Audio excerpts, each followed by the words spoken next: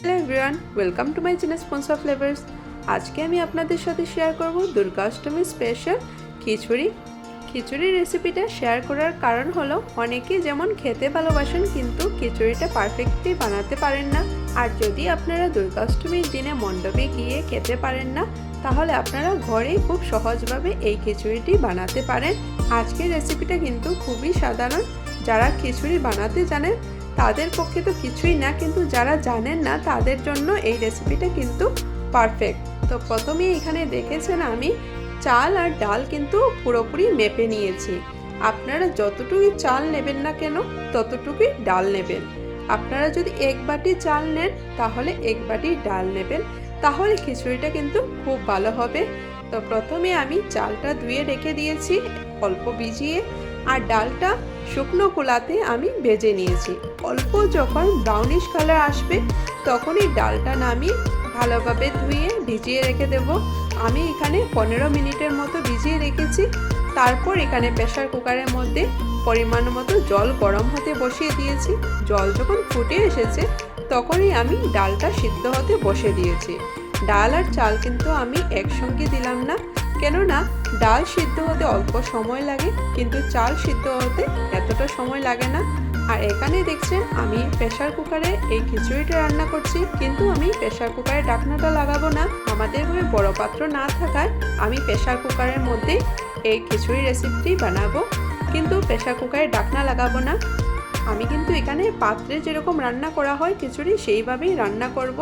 আর এখানে দেখেন আমার ডালটা সিদ্ধ হয়ে গেছে। ডালটা যখন অল্প অল্প ফেটে আসবে তখনও আমি চালটা অ্যাড করব। আর চাল অ্যাড করার আগে আমি এখানে দেখে নিয়েছি যে আমার জলের পরিমাপটা অল্প কম আছে। তারপর আমি গরম জল করে অল্প দিয়ে দিলাম।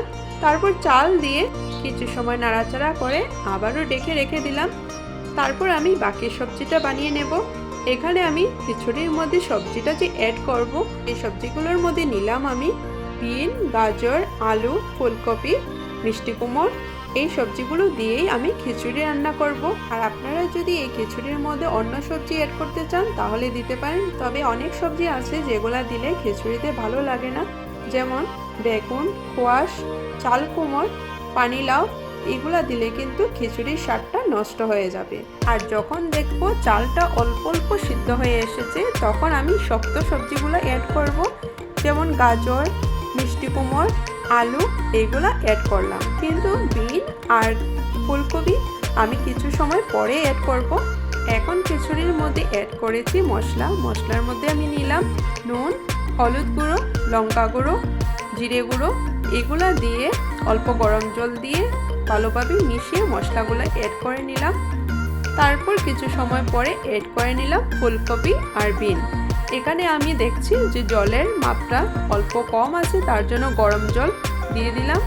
যখন আপনারা জল ব্যবহার করবেন তখন কিন্তু গরম জলই ব্যবহার করবেন।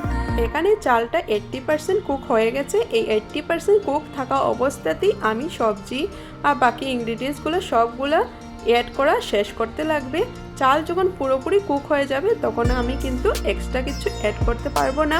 তারপর আমি অ্যাড করে নিলাম আদা পেস্ট। এই আদা পেস্টের সময় কিন্তু কাঁচা লঙ্কা ব্যবহার করবেন।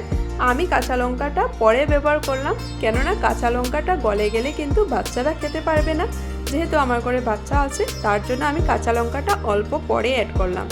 আর এখানে আমি লঙ্কা গুঁড়ার পরিমাণটা কিছুটা কম দিয়েছি, আপনারা চাইলে অল্প বেশি দিতে পারেন। আর খিচুড়ির সঙ্গে আমি বেগুন বড়া করব। বেগুন বড়ার জন্য বেগুনের মধ্যে আগের থেকে নুন আর চিনি অল্প সময় মেখে রেখে দিলাম। এখানে দেখেন খিচুড়িতে আমি অল্প জল মিশিয়ে দিয়েছি। জল মিশানোর পর খিচুড়িতে ভালোভাবে জাল আসার পর গ্যাসটা অফ করে দিয়ে দেব। আর এখানে কিন্তু আমার ডাল, চাল, সবজি ভালোভাবে সিদ্ধ হয়ে গেছে। এখন আমি খিচুড়িতে সম্বাস দেব।